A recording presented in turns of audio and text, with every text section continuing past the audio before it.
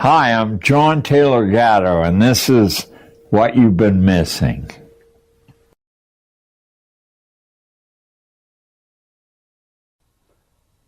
Nothing in the world can take the place of persistence. Talent will not. Nothing is more common than unsuccessful men with talent. Genius will not. Unrewarded genius is almost a proverb. Education will not. The world is full of educated derelicts. Persistence and determination alone are omnipotent. The slogan, "Press on," has solved and always will solve the problems of the human race. Calvin Coolidge, 1933. Greetings and welcome. I'm your host and navigator, Richard Grove, and this is a very special interview episode of What You've Been Missing, featuring the gentle tone, scholarly insights, and wealth of wisdom that combines in the form of John Taylor Gatto, the legendary educator, author, and icon of liberty who offers a lifetime of perspectives on the origins, intentions, and destiny of the compulsory public school system.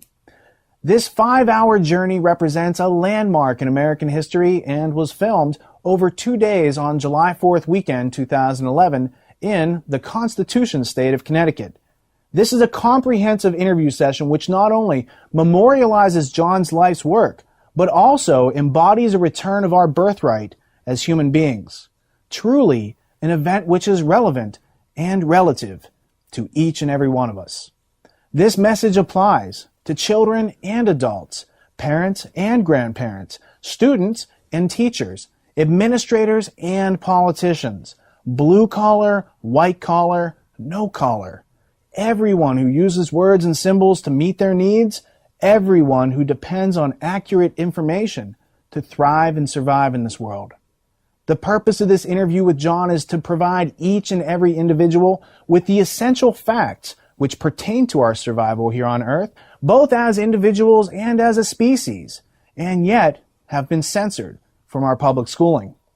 The envisioned outcome would be for each and every human being to possess the knowledge and understanding which allows them to exercise intellectual self-defense and self-liberty, thereby succeeding in pursuing and attaining happiness. It's designed to be shared and studied by individuals and groups to provide the evidence, organize the ideas, and facilitate the constructive conversations and actions necessary to address the root causes of our ever-growing incoherence as human beings. Since this interview contains over 200 footnotes and references and discusses the contents of more than 30 classic books essential to understanding life here on Earth, I would humbly recommend that your first viewing be invested into just soaking in this information and consider it for yourself, and after thinking about it, to then view it again with the intent of looking up the references to embolden your understanding and clarify the focus of your new, expanded perspectives. This interview session could be screened over 5 hours, 5 months, or 5 years, as it could take that long to consume the primary and secondary source materials referred to herein. Most importantly, what you get out of the ultimate history lesson will be in direct proportion to the amount of attention and focus that you can invest into it. As each hour of the interview progresses into another, you are literally crossing thresholds of discovery. And by hour 5, the layers of these discoveries yield a truly inspiring realization. That being said, the conversation which forms the entirety of this interview is almost entirely composed of facts and references pointing toward a preponderance of evidence, which is, for the most part, unknown to the general public. And it has everything to do with the myriad of crises which face humanity, starting with our own incoherence and inability to problem solve our way forward. We're not asking you to agree with us nor to believe what we're saying. We're simply trying to provoke you into looking into these matters for yourself by providing you with an accurate map which leads to your own factual and substantial understanding of reality. For as Aristotle once wrote, it is the mark of an educated mind to be able to entertain a thought without accepting it. Through these interview sessions with John, you're going to be introduced to a variety of historical personalities and, we hope, curious to review the history which has led us to this point. And to that end, this is not about disproving or debunking what we've been taught so much as it is a journey of discovery to discern reality and to discover our birthright as human beings, so that we might go forward in order to meet the challenges we all face here on this planet together. This is truly something that corporate establishment media, public schools, and universities cannot afford to teach us. So without further ado, let us begin, as they say, at the beginning. On December 15th, 1935, John Taylor Gatto was born in western Pennsylvania in the coal mining and steel milling town of Monongahela, about 35 miles southeast of Pittsburgh. During his early school years, he spent a year at an elite Jesuit boarding school near Latrobe, Pennsylvania, where, as you'll soon hear, he learned to think dialectically and was beaten sufficiently by the nuns to create his outspoken temperament, which has endured lifelong. John did undergraduate work at Cornell University, the University of Pittsburgh, and Columbia University, and then served in the United States Army Medical Corps at Fort Knox, Kentucky, and Fort Sam Houston, Texas. Following Army service, John did graduate work at the City University of New York, Hunter College, Yeshiva University, the University of California, Cornell, and Reed College, which is a private independent liberal arts college located in Oregon. Like many famous American iconoclasts, John first honed his skills in a variety of professions before finding his talent for teaching, which proves to be his real gift to this world. After almost 30 years of teaching in New York City's inner city schools, he was named New York City Teacher of the Year in 1989, 1990, and 1991, and that same year was also named New York State Teacher of the Year. Later in 1991, he wrote a letter announcing his retirement from teaching titled, "I Quit, I Think," to the op-ed pages of the Wall Street Journal, stating that he no longer wished to, quote, hurt kids to make a living, end quote. Soon thereafter, he was the subject of a show at Carnegie Hall titled An Evening with John Taylor Gatto, which then launched a career of public speaking in the area of public school reform. He then began a worldwide public speaking and writing career and has received several awards from libertarian organizations, including the Alexis de Tocqueville Award for Excellence in the Advancement of Educational Freedom in 1997. John has been invited to speak all around the world to share his research and has spoken to audiences in Australia, Spain, France, England, Mexico, China, and Canada, as well as every one of the 50 American states. Since his public resignation in 1991, he has traveled over 3 million air miles, spoken at Harvard University, NASA Space Center, the White House, Smith College, Cato Institute, and many other places. He's also been a keynote speaker at over 30 state homeschool conventions, and he supports something called unschooling and open source education for personal learning. In his book, Weapons of Mass Instruction, here's how John defines open source education. Open source learning accepts that everything under the sun might be a possible starting point on the road to self-mastery and a good life. In open source, learning sequences are personally designed or personally signed off on, and everyone you encounter in life is a potential teacher. In open source, teaching is a function, not a profession. Everyone learns and everyone can teach themselves how to learn anything, as well as learning how to teach others. In open source, students are the active initiators. You learn that you either write your own script in life, or by default, without your input, you become an unwitting actor in someone else's script. The main thesis of John's body of work can best be illustrated, in my opinion, by asking the question, what do public schools actually teach children? And answering it with the main themes contained in John's first book, printed in 1992, titled Dumbing Us Down. He makes the following observations about how public schools are designed in form and function. Public schooling teaches confusion by breaking coherence. It presents an ensemble of information that the child needs to memorize in order to stay in school. Public schooling teaches them to accept their class affiliation. Public schooling makes them indifferent and suppresses natural curiosity. Public schooling makes them emotionally dependent on approval from authority. Public schooling also makes them intellectually dependent on experts and authorities to think on their behalf. Public schooling teaches them a kind of self-confidence that requires constant confirmation by experts and authorities, also known as provisional self-esteem. Public schooling makes it clear to them that they cannot hide, that they are always supervised, under surveillance, especially in today's society where everything online is tracked. Information is sold in a variety of ways to a variety of predators. Bibliography.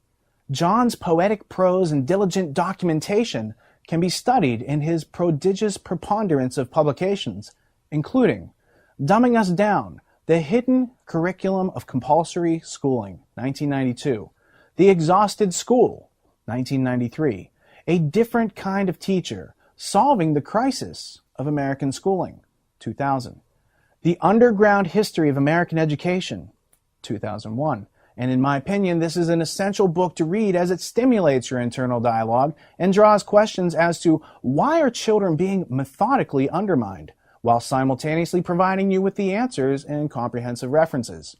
John also published an article called Against School, published by Harper's Magazine in 2003, and last but not least, Weapons of Mass Instruction, A School Teacher's Journey Through the Dark World of Compulsory Schooling, 2008. John's website is JohnTaylorGatto.com, and you can help him fund his current projects, sample the underground history of American education, and browse his bookstore. We've also created a special website to support your further study of this project, theultimatehistorylesson.com, which acts as a single point of access to all the media, references, notes, and source materials and bonus features associated with this interview set. Realizing that releasing this information is not enough, we've invested a great deal of effort into organizing and providing you with a research library and all the tools, methods, and resources that you'll need to learn your way forward following this interview. Possibly one of the most useful tools is our use of the personal brain software to enter, organize, and connect all of this information into a comprehensive big picture, literally helping you to connect all of the dots of useful information and formulate a useful understanding. We use the brain internally to help us organize the plethora of prolific facts, artifacts, and personalities that we've encountered while attempting to understand the nature of public education. In addition to hosting the brain models, the ultimatehistorylesson.com also hosts the video files for this interview set, as well as the audio-only versions of this interview in MP3 and CD format so that you can listen to it on the go. This site also hosts the footnotes, links, references, and PDF versions of the classic books discussed, and in the near future we'll be adding subtitles and translation into multiple languages and much more.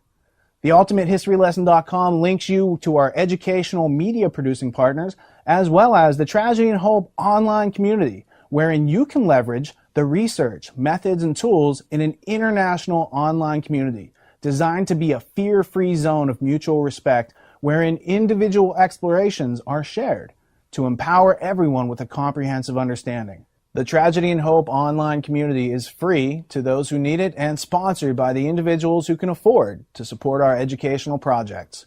And since this project was funded by more than 50 individuals in the Tragedy and Hope online community, I would especially like to thank those of you who gave us the ability to invite John and produce the Ultimate History Lesson so that this empowering information can be understood worldwide.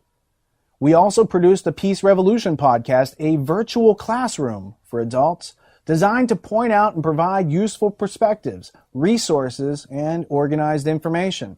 Each episode contains a subject of study essential to understanding a comprehensive view of reality, all of which is focused on providing you with the history, contextual information and references, and the various methods and tools so that you can learn for yourself that which public schools cannot afford to provide. Specifically, we've produced episodes 41 through 45 of the Peace Revolution podcast, which feature all 5 hours of this interview coupled with historical analysis and commentary, which we provide to help you really understand what's being said. These episodes amount to another 15 hours of educational content, which is also available on theultimatehistorylesson.com, providing you with the metaphorical handles, if you will, so that you can grasp this material and use it to your own advantage in everyday life. Unlike any other interview you've ever witnessed, the conclusion of the Ultimate History Lesson is actually the starting point on your own personal journey of discovery. Due to the fact that we're trying to do something that hasn't yet been done, I've edited each hour of this interview such that from the crack of the slate until the end of the tape, you're witnessing John in a natural and forthright representation of his presence, and nothing he states in the coming hours has been taken out of order, out of context, or otherwise adjusted for theatrical purposes, as I feel that it would not be to anyone's benefit to change the flow of energy as it happened. These interview sessions are designed to resurrect your curiosity, stimulate your use of reason, inspire you to look around, provoke you into asking questions, sparking your creativity and your inventiveness, igniting the solution-making process in each and every one of us. Its function is to provide you with a ramp to learning, discussion, respectful debate, and compassionate forms of communication, as well as constructive action. Here's hour one of our interview with John Taylor Gatto. It's time to begin the Ultimate History Lesson. Thank you for tuning in and not dropping out.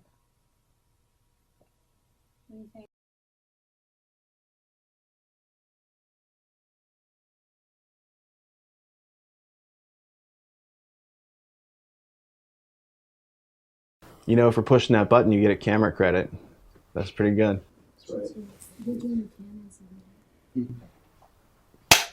Awesome.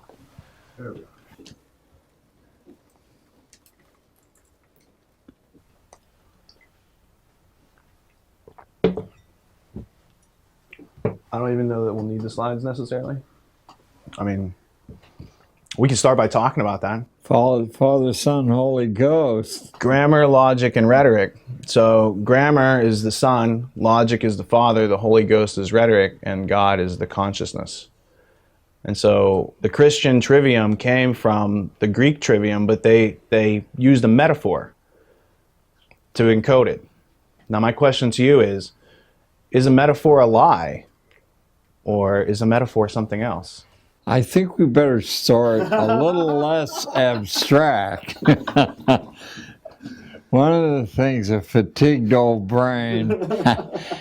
I arrive at abstraction by arguing with myself through writing. So everything I write goes through about 20 drafts. And since I handwrite it, it's quite painful to read and throw it out. But I don't really know what I say, what I'm going to say, or what I believe until I actually argue with what I think I believe. So, what do you think you believe about schooling? I think I believe that the metaphor schooling clearly tells you what it's expected to deliver. We only use the expression one other way commonly, and that's with the school of fish. And they are wonderful to watch. When one fin moves, all of them move. Thousands of fins move.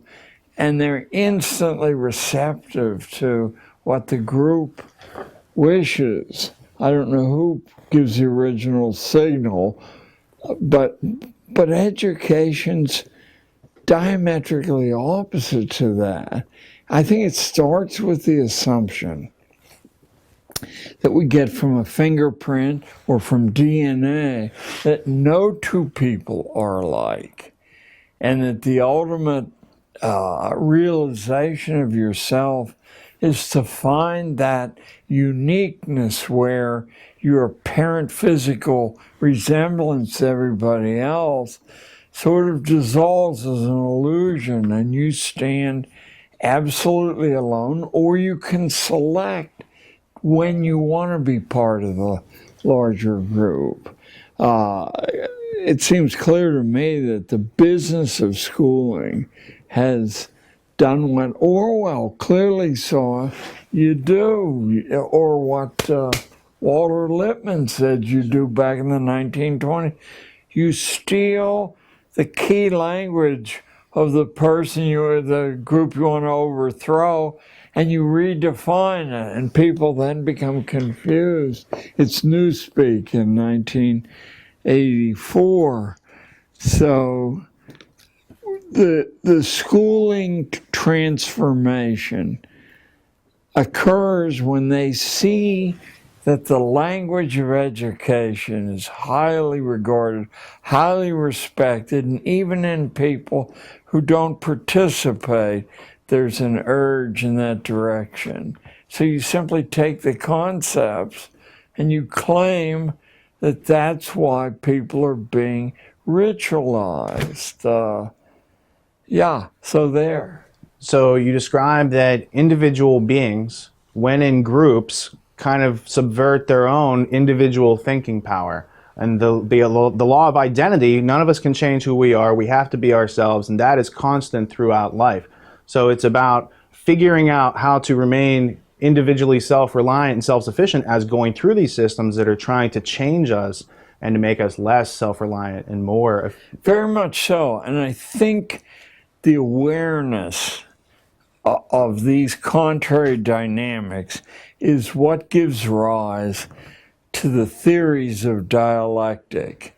I mean, Aristotle all the way through history, the variety of them, but they participate in the same way as essentially asking you for your own self-defense, not to assume that what anyone says, especially as they climb the authority ladder, is the truth. Often the misinformation comes from innocent self-delusion, but just as often as you move up the power pyramid, it comes from a malign intent toward your own individuality.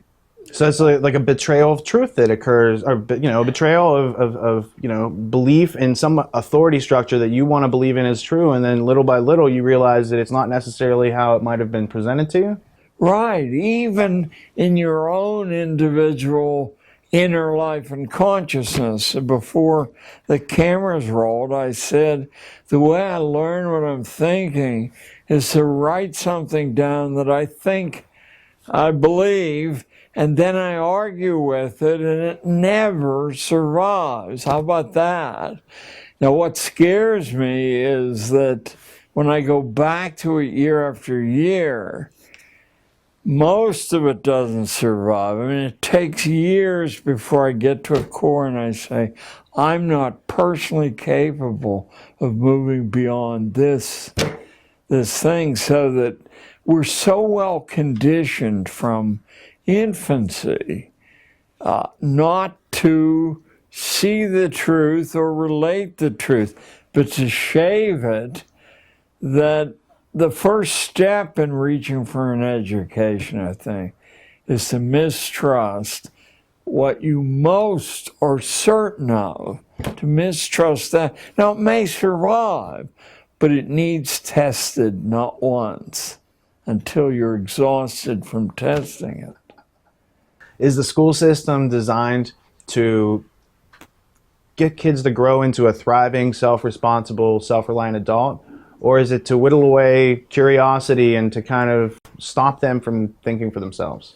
It's certainly not the former in any way, for the simple reason that throughout history, management doesn't know how to manage independent units, even partially independent units. Why shouldn't we ask, and any school people watching your film should begin immediately to ask politely, why are we doing this? It's a question you never hear because it's heresy. I mean, the beleaguered classroom teacher doesn't know why he or she's doing that. They're told to do it. Maybe they can give it 5% personal spin. That's why they're doing it. Does it make sense for this particular life that's asking you the question? You don't know, and if you started to care, the logic of schooling would dissolve. No one is able. You can answer the question for yourself. I used to say to my classes, and over the course of 30 years teaching, I taught kids from the Gold Coast to the Upper West Side of Manhattan, and I taught kids from the center of Harlem and Spanish Harlem. And I would say to all of them, you have a right at any time, you gotta be polite though, because I'm just human, to say, why are we doing this? And if I can't produce an answer that convinces you that I believe it, then you have a right to opt out and do something else, as long as you don't run wild and bring the whole house down. It helped me grow year after year. Not that they ask very often, because they're conditioned not to do that, but enough did ask that I was put on my own mettle to say, why am I doing this? And it was a continual expansion of my own insight until politically I couldn't do it any longer. The school, oddly enough, made me so internally famous that it drew extra attention, and my system couldn't survive under the scrutiny, because they would see the disparity between what I was doing and what the protocols were. So there. So it sounds like if I'm trying to get to the root cause of why your teaching career ended, it sounds like you started asking questions, John. And it sounded like the question started with why, with a question mark, and then maybe you were asking some other, like, the 5 W's plus how, and you were actually getting observed Constantly knowledge. asking myself questions, then forcing my classes to ask me questions and themselves questions, and eventually the productive output of my classes was so great, inadvertently, I didn't care how the school measured product, but it was so great that I would get visiting delegations, sometimes on a daily basis, for months, and they would leave baffled because they wouldn't see the drama unfolding that they understood as schooling, and they were right. It was less and less schooling, and eventually the pressure became impossible, since I set out at the beginning of the year with an inner intention, if I had 120 kids, to have 120 individually written curricula. I never succeeded totally, but I got close enough that when the principal would drop by and only find 9 people in class and say, where are the rest, that I ran out of strategies to explain where the rest were.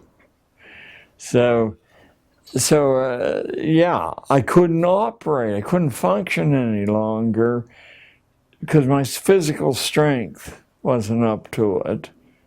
So how did part of the strength of your actual teaching come from releasing children from the classroom and letting them go out in the world and actually gain some useful experience? Huge amounts of it came from releasing anyone who had an independent course to follow, becoming that boy or girl's assistant, always with the mother's permission, because they couldn't deal with that kind of additional political pressure. So what they would learn and bring back would be like food for me. I would be like I was 120 people simultaneously. Oh, I learned much more than I learned at the 2 Ivy League colleges I attended. I used to say to my wife, and it sounds fanciful, as though, oh, he must love children, which is not true. I love people. and people can be 5 years old, but people who suck their thumb and rattle and extend childhood, school's intention is to artificially extend childhood, and there really is no practical terminus for that. If they can extend it through graduate school and postgraduate. What is the actual reason that their childhoods are being extended? How's it serve the society? I think what we never discuss, or that the extreme left has preempted to discuss, so they marginalize themselves, is the intimate interrelationship between the economy and the way we train the young. To the extent that we once had a wildly variegated economy. I'm quoting Abraham Lincoln in 1859, famous speech of the Wisconsin Agricultural Association. Lincoln said, I call this mudsill theory because he used that term. Lincoln said the British are financing the whole Western movement, and they're attempting to reinstall their class system. And so they send their young sons over to make sure that not a whole lot of attention is paid to ordinary people or people who live in simple homes that have mud sills. He said they're not, according to the British thinking, they're not worth training or worrying about because there's no way they can possibly improve. Lincoln said, look around you. 3/4 of our population has an independent livelihood, and the quarter who doesn't works to put a little stake together to set up on their own and write their own script in life. He said, as a consequence, we don't have proletariat as they do in Britain and Germany and the European nations, and we aren't able to have a factory system where it exists in this country, which is in New England, in the textile industries. A factory will have 30 or 40 employees. They'll usually be young women waiting marriage. They'll be served tea at their machines, and there'll be opera performances staged just to keep them at the machine, because these independent livelihoods lead to totally private, independent systems of value. So the British are wrong, but of course the Civil War changed that. We're sold that it was a great crusade against slavery by the school system. The major historians who've turned their attention to that say, to a person, that slavery was already dead. It was staggering through its last couple of generations, not because of a moral transformation on the part of plantation owners, but because the wives of the plantation owners were scratching their head and saying, the boss, my husband, vanishes for a couple of days. We have all these new slaves, and they're not black anymore. They're various shades of brown. So I'm thinking right now, I think Vern Parrington, but a number of historians 50 years ago said slavery was on its last legs because the Southern womanhood wouldn't stand for it any longer. Russia, I believe, had freed the serfs. Britain and the continent had done this thing. We were going to do it too.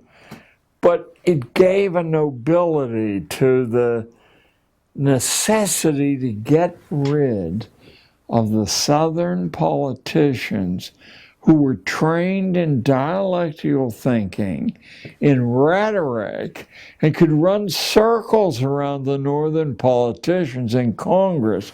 They could produce the most compelling arguments for this or that. And so the South had to be gotten rid of. From my understanding, those dry goods like cotton from the South that were produced by slaves were then going to factories in the North. And the factory owners in the North figured out that the slave owners were paying too much overhead. It cost a lot to keep a whole family fed, etc. And there were letters exchanged, and they actually discovered it was cheaper. Why not make everyone a slave who doesn't know that they're a slave? A wage slave. Right. And think only about the welfare idea. If you have a plantation family and you require harmony, even though some people are very subordinate, if somebody gets sick or too old to work, you can't in fact do the Simon Legree bit and get rid of them, or what happens is morale collapses. So you have to care for them. The discussions on the highest level among northern industrialists was, why should we have to support Deadwood here? And we could do that if they were wage slaves. Yeah. And furthermore, people like Count Tolstoy was well aware of the hardcore underneath the romantic arguments, and so were a number of other people. But the public, dependent upon media and pulpits, which were subsidized by the owners, they couldn't find a zone where they could think clearly, or someone would say, yeah, here's the truth, think about it. Early forms of mass media propaganda from the pulpit or the newspaper. Or the Chautauquas. Sure, right. Oh, absolutely. The Chautauquas were put together by intense... The family that began Harper's Publishers and had the very prestigious journal of the time, Harper's Weekly. Louis Lapham, the Lapham family? Well, Lapham's a very latter day. His grandfather was in charge of Harper's, though. And he was mayor of San Francisco, I believe. Mayor, he was when the UN came in, and he told me that his boyhood was filled with foreign dignitaries in the home as house guests, or throwing back a glass of wine.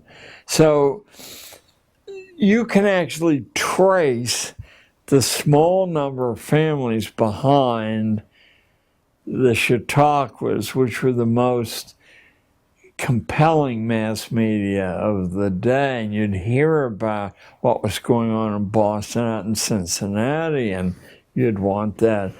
And selectively, ideas and ways of thinking were introduced to the best people, and they used their local prestige to make sure that, it's a natural process. So what we got was a second American Revolution between, 1865 and about 1910. This time the British won again, but they didn't win by force of arms, but by force of insight into the way opinion is created. And when the skilled workers who had intense pride and really were the key to the prosperity of early industrial operation, commercial operation, when the skilled workers understood their power, then industry and commerce were mechanized intensely, and you wiped out the need for skill. You took less quality, but now you had less contention, less argument. Carnegie was instrumental in eliminating the influence of skilled labor, and it continued right through the 20th century. What influence have the Rockefellers had on organized labor, skilled labor, education? the Rockefeller family can actually be traced way back in Dutch history.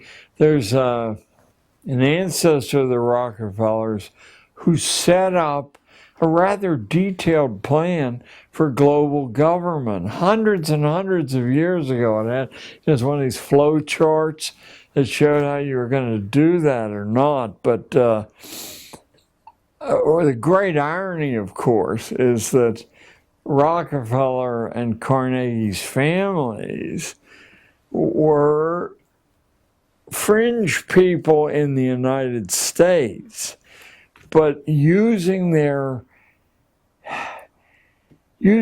brilliant insight into leverage and how it works, both were able to take nothing and pyramid it into quite a bit. Rockefeller actually, his father, I believe, but it may have been his grandfather, fled a rape charge, sort of like Strauss-Kahn's up in Bainbridge, New York. He had been charged with rape of a maid and fled. They threw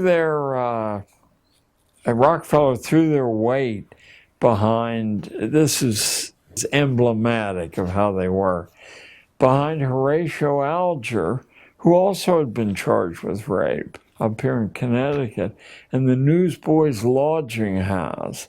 And if you read a wonderful book that exists, a limited edition, but it's kept continuously in print, called The Rise of the Dangerous Classes in New York City by the creator of American adoption. When I started to research school, I kept running into the same people who put the adoption institution together and the school institute, one much more important than the other, but still the same names float in and out of one another. Charles Loring Brace, who I believe his father was the publisher of the Hartford Courant.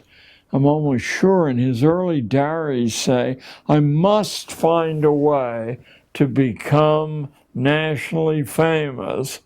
I mean, in Yale he wrote that he didn't have any idea how he was going to do that. But finally it occurred to him that with these masses of immigrants being brought in to break the Irish labor monopoly in the mines and the mills, that the easiest way to lower the unit cost of labor was to bring the husband and the wife into the labor force. You double the size of the labor force, you cut the unit value of the labor in half. But you couldn't do that as long as they were worried about their kids. So now you have the impetus to enlarge the social work industry, to corrupt the legislatures, to give it the power to break families apart. And what do you do with the kids? Well, the expression put up for adoption tells you you don't want them anywhere in the neighborhood. You want them far away. So you put them in boxcars. This great secret monstrous event in American history that goes on for 40, 50 years. Boxcars full of the children of the labor sent west. They started upstate New York, but that was too close. So they kept going farther and farther west. And then they'd stop at a whistle stop and a platform would be brought out. The boxcar would open. The children would be put up for adoption. They had a preference for who they wanted to adopt.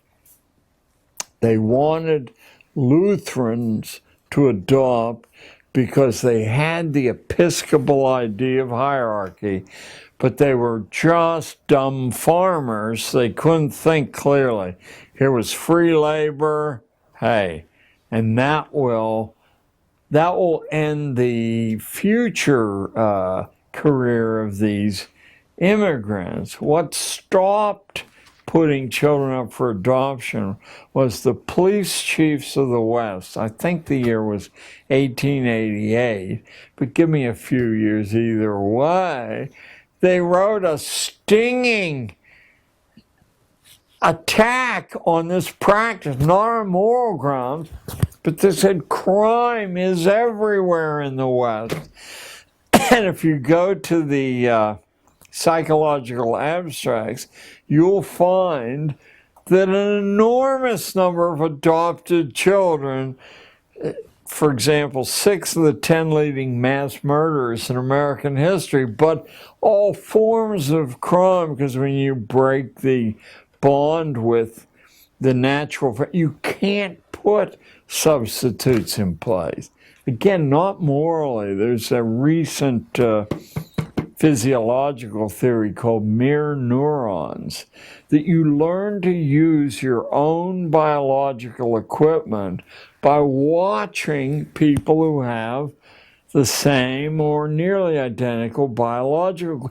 When you remove that, even if the family that you're transferred to has money and savoir-faire and civil, they're more civil, doesn't matter. You're actually imitating things that your physiology can accommodate. As a consequence, you get incrementally more and more crazed inside and angry. One of the things, of course, school does is it prevents these kind of connections between different areas from occurring. That's what the short answer test is about. And Oxford and Cambridge got rid of it 100 years ago. 100 years ago, because they said people who do well on short answer tests, they memorize bits of information, but they don't connect the bits of information. And when they seem to be able to connect the bits of information, it's because they've memorized someone else's connections. The better the school, the more sets of connections you memorize. But you can't do that for yourself. You know, it's like these machines where you guys are all too young to remember. They used to sell machines that would relieve the stress of lifting weights. You'd put the weight in your hand, but the machine would lift your arm in the way. Only trouble was your muscle knew the difference, but the people buying the machinery didn't. Well, it looks exactly the same. Anyway, I put me back on course here. Is there any connection between frustration and aggression?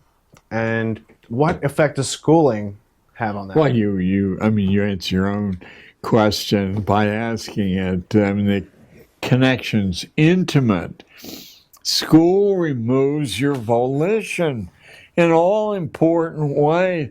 Even who you speak to. Are not the arts of association as valuable or more valuable than anything else you learn when you're young? I read how executive hiring is done, and it almost never has to do with your training in whatever you're being hired for. Is this the kind, I'm thinking of Apple now, I believe. Is this the person we would like to have around 3 years from now? And bend an elbow with, or play golf with, or just talk with. I mean, and that's why you're passed from set of executives, so they can sign off, yeah, he's okay, you know, we can, but we don't tell kids that, right? It's people who have the highest grade point average and the highest SAT scores. Well, I spent an hour not too long ago, within 10 years, with the admissions officer for Harvard College, and about 30 years ago, an hour with the admissions director at Princeton. And let me tell you, their polite dismissal of grades and SAT scores was intimidating to listen to, as if you'd have to be crazy to let somebody in. Let me see if I can condense how you get into Harvard or Princeton. Of course, you get into both by donating a building, but how do other people get in? They're being analyzed on the basis of their ability to either become wealthy or famous. Either one will work. Famous, like wearing a billboard saying, I went to Princeton. There's that actress Jodie Foster, I went to Princeton. Look at where the rest of the actors and directors went. They didn't go anywhere, but Jodie did. So that's one we hear about. The Harvard lady said, we look for a record of excellence. And what does excellence consist of? It's sometime in the first 18 years of your life, figuring out how to add value to the people around you. Although she didn't say this, in a way that catches public attention. So you might walk across the United States or bicycle the perimeter of the country or row across the Atlantic Ocean. Those are physical ways. You might start a little charity or set up some weather service or some pollution monitoring around Hartford. There are a substantial number, a small fraction, but a substantial number of kids doing this as we sit here. They're writing a record of being able to add value to the community around them. And then the other fellow, the Princeton guy, said the same thing in different words. I asked him, this about 68 roughly. I asked him, what part of a resume submitted do you look at first? And the answer metaphorically caused my jaw to open. Hobbies, he said. I said, I've been taught all my life, leave that off because it's not germane. He said, on the contrary, it's the only honest information you're likely to get. How does someone spend their time when it's their free choice to spend? He said it's a window into their mind and their heart. Well, what kind of hobbies? He said, well, ideally someone would have a physical hobby, an intellectual hobby, and a social hobby, because that would show they're exploring these large. Well, physical hobby, you mean football, baseball? Well, he said, it's better than nothing, but we would prefer not to see teams. I said, I've been told all my life that team sports identify your ability to work in a team. He said, what happens in a team sport is if you decide to dog it, it's very hard to tell which guy on the line has dogged it or not, or which running back has gone down quicker than he should have gone down.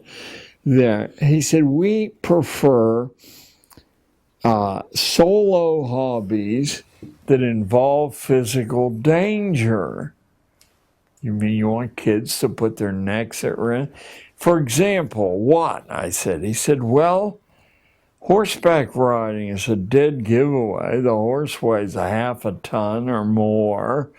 If you do trail riding, you don't know what you're doing. Your head gets caught on a branch and you're the headless horseman. If the horse doesn't like you, it'll roll over on top of you. And I know immediately, because that last time I rode a horse was down in Veracruz, Mexico. The horse didn't like me.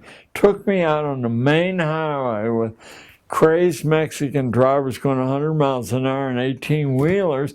And it laid down on top of me. I was terrified because I could see these trucks coming. Didn't like that. Was the last time I rode. So he said, you have to actually know what you're doing. You can't say, is this an A job or a B job? If you live and are intact, it is. Then he said, sailing a small boat, these little 12-footers outside of land. If you don't know what you're doing, you end up in the middle of the Atlantic, or if wind comes up, you can't see landmarks because of the waves. I said, but those things are associated with the prosperous classes. What could somebody in ordinary circumstances do? He said, well, we just let somebody in.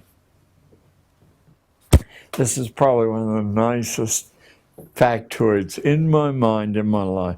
We just let someone in who invented his own sport and kept records competing against himself, his past performance, his present performance. It was, get ready for this, visualize this, seatless unicycle riding over broken terrain. If I had 10 lifetimes, the thought of doing that wouldn't occur. Started getting on a unicycle, let alone one without a seat, let alone riding it over broken terrain. So they let him in because they knew he was on the fast track. So we tell these lies, and of course many of the people who tell the lies believe the lies. Well, surely they're going to take valedictorians. Well, last year Harvard turned down 8 out of every 10 valedictorians who applied, and the 2 they took in, they didn't take in because they were valedictorians there. So by removing this component from the student imagination, you can control to some extent who even applies to Harvard and then who gets in, who applies, because they don't know what they're doing. What's the IT garbage in, garbage out? So what I would do was I would examine. I have a friend who started a tutoring service called the Princeton Review, and 20 years ago, they were charging $300 an hour. I have no idea what they charge now. But what they did was crack the code of the questions on standardized tests. And Adam Robinson was his name. Adam took his money and left the Princeton Review to his partner. But Adam has written a book well worth, I think, your group looking up, called What Smart Students Know, Random House, What Smart Students Know. Adam was certain that you could pass standardized tests without having any knowledge of the subject, as long as you understood the constraints, the test, the question architects were under. For example, 2 of the 4 answers offered are always so absurd that if you know that, now you're left with a 50-50 guess. I had figured out when I was in high school that if you had some way to measure the angles on the little geometric figures on the test, that you didn't need to know. You could arrive at the answer simply by, a simplistic means. The evidence that all of us know standardized tests don't measure what they claim to measure is that nobody you encounter on the upper reaches of society would dream of hiring somebody on the basis of those tests or in grade point averages. You'd be playing Russian roulette because they measure nothing. The grades largely measure that you memorize what you're told to memorize. I mean, there are a few other things, but that's the heart of it. So now you know you have somebody obedient, and probably for a clerk, that is a good measure. Not for someone who has to adapt to changing circumstances, by the natural selection process of reality. It's fairly easy without being a wise guy or very learned, as long as you retain the ability to think independently from the data in front of you, to penetrate the masks, the contentions that don't conform to everyday reality. So no one will hire you as a CEO and ask you what you're saying. But if you examine the data that's available about big-time politicians, now we have, and I don't think it surprised anybody, that George Bush, the most recent one, was a C average in high school, prep school, and a C average at Yale. What does surprise people is that the candidate he ran against was a C average in prep school and a C average at Yale and a lower C average than George Bush's, the Kerry of Massachusetts. The fact that the best evidence that the nation has been schooled to the point of extinction is that they were fraternity brothers at Yale in a fraternity. I'll skip its interesting reputation. It only has 15 members. And they were fraternity brothers at Yale. There's 308 million of us. I mean, mathematically, I wouldn't know how to set the odds, but they would be stupendous. No one mentioned it, or if they did, it was to quickly get over that. That should have been headlines with the New York Times and the Washington Post. Fraternity brothers at Yale run for president. You wouldn't need to mention that it was the Skull and Bones fraternity. So when the skew from sanity is that of that magnitude, you should not expect much to come from the watchdogs of our liberty and our best interests. How could that happen unless, but there's a Jewish expression, chutzpah, unless this feeling of contempt for ordinary people was very dramatic. I'm sure someone in the council who allowed that to happen said, maybe someone will notice. To dismiss that shows you how powerless. To believe, for example, another example, that the recent banking crisis, the real estate bubble, it is an oddity in American banking. There have been 5 such since 1961, savings and loan, technology bubble. There have been 5 of those, and the central figure in all 5 is the Citibank of New York. Now, sometimes it's called First National, that's back in 61. Then it becomes Citibank, then it merges with another huge and it becomes Citigroup. But the mentality loose on that level shows utter contempt for the safeguards built into, the founding documents or built into tradition as ordinary people, and that includes upper middle class ordinary people, expect it to be. It doesn't exist.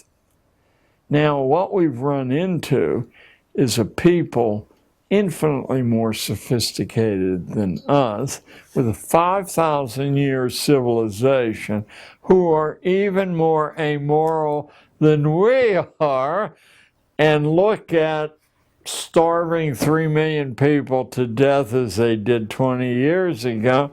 Is there any shortage of people? I mean, they're already running circles. I've spoken in China half a dozen times for various groups, and the Chinese government is a little bit worried, not a lot, that their system of schooling, very like ours, except more disciplined, it seems to constrain the inventive imagination.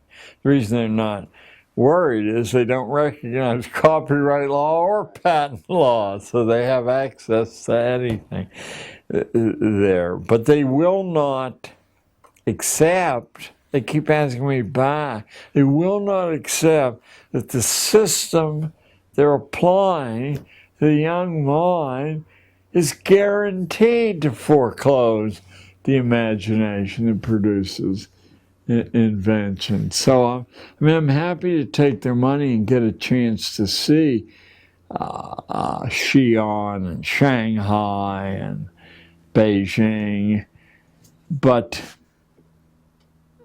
they will follow the course we follow. It'll just take a little bit longer, that's all.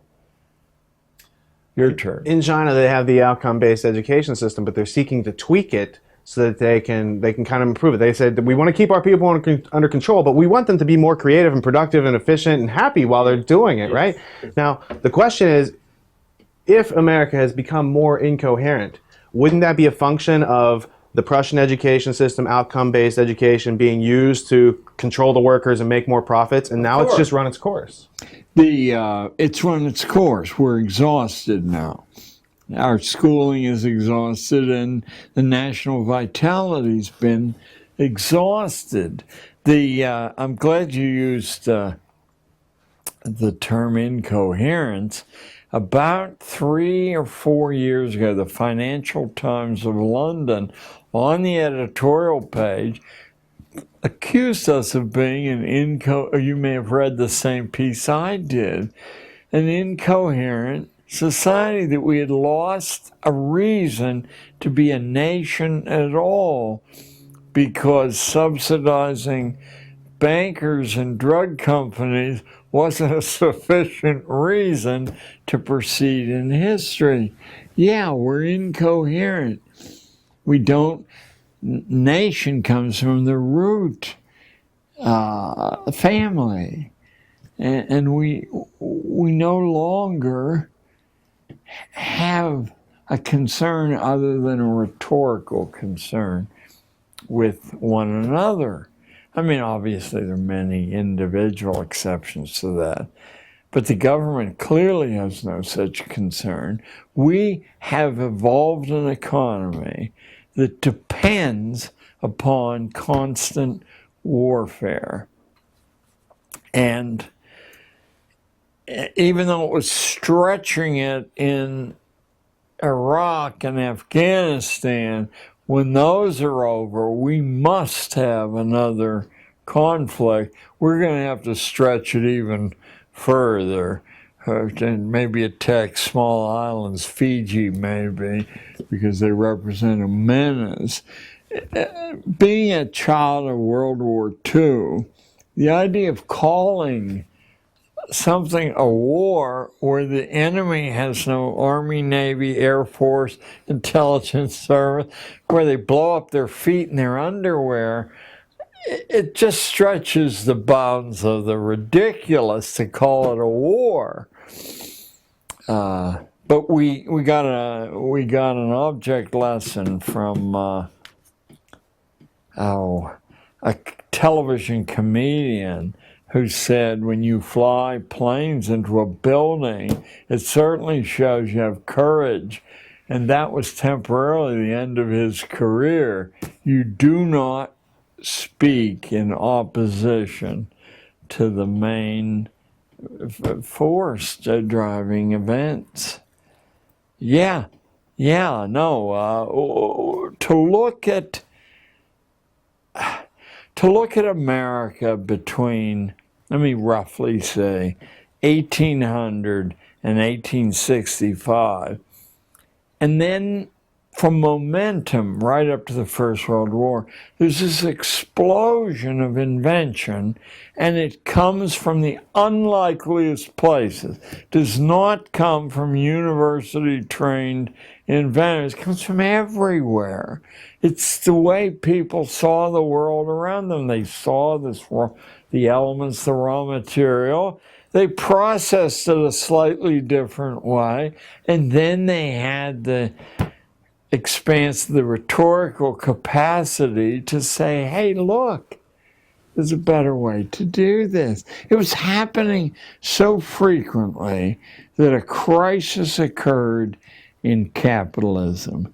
And without understanding this crisis, you really can't understand why our schools are the product of the Rockefeller family, the Carnegie family, the Astor family, the Vanderbilt family, the great capitalist families. They understood that the real problem in successful capitalism is assembling capital, getting people to give you their savings on the promise that you'll give them more back. But if you have people in an inventive matrix who can look at the way the expensive businesses doing things open up across the street and either do it cheaper or better or simply open up somewhere else where no one is doing it, capital is always at great risk. So oddly enough, I don't want to claim credit for what really is a brilliant insight, but I want to crave credit. It was openly discussed, let me say, from 1880 to 1900. We were being forcibly converted from an economy of small farmers, small engineers, entrepreneurs, into a corporate economy. And these men doing it, they weren't intellectual dumbcoffs. They could see that as long as the American inventiveness was loose like a wild beast, they were going to have a lot of trouble pulling. Someone would say, but I saw, Jack, and he went belly up.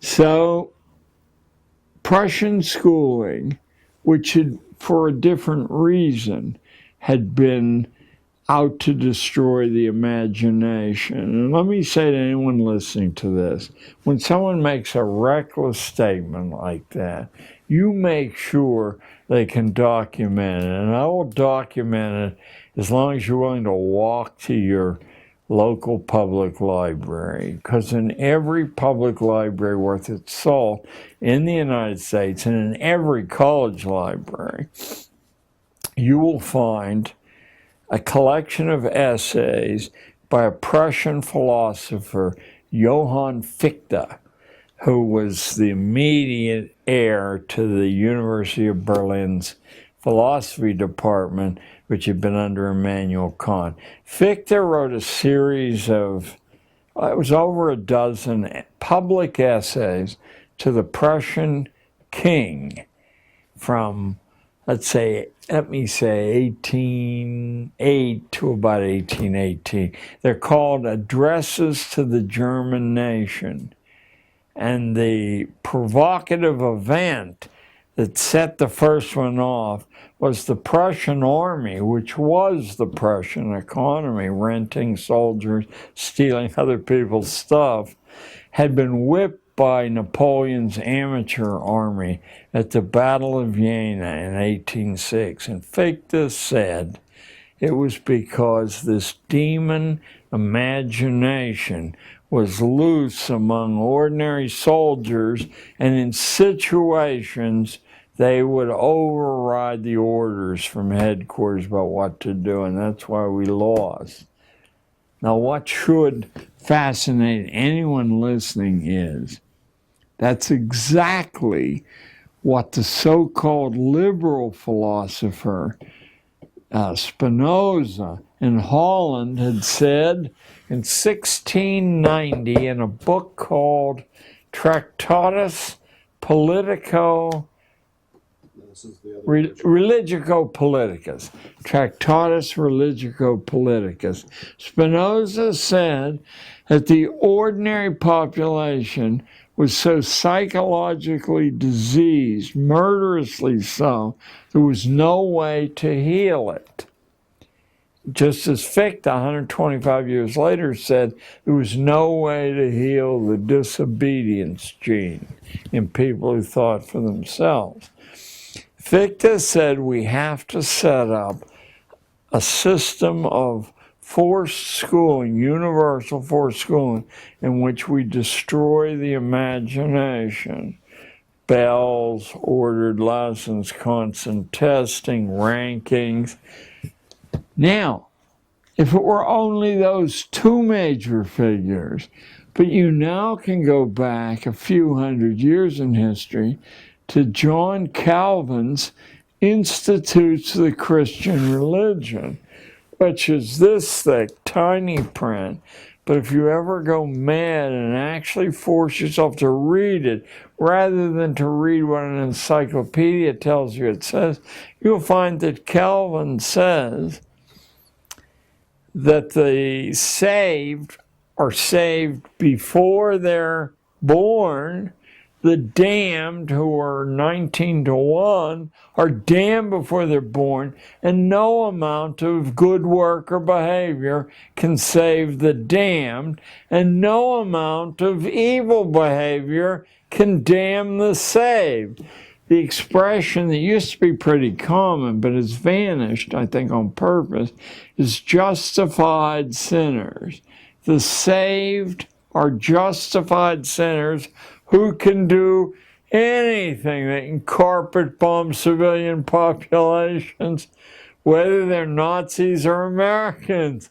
You know, you've done no harm according to Calvin. Calvin said the only way the elect, he called the saved, the elect will ever be safe because they're outnumbered so heavily, is to set up a system of universal compulsion schooling with the intention of destroying the imagination and filling the head with garbage. Spinoza said the same thing. Fichte said the same thing. So I think we just ran out of tape. Is that what happened? Is that one still running? Yes, but it has no micro. Yeah. All right. So we're going to take a 10-minute break. Oh, good. We're going to change the tapes. We're going to turn all these lights out. We're going to turn the AC back on and cool you off. If you want to get up and move around, use the bathroom.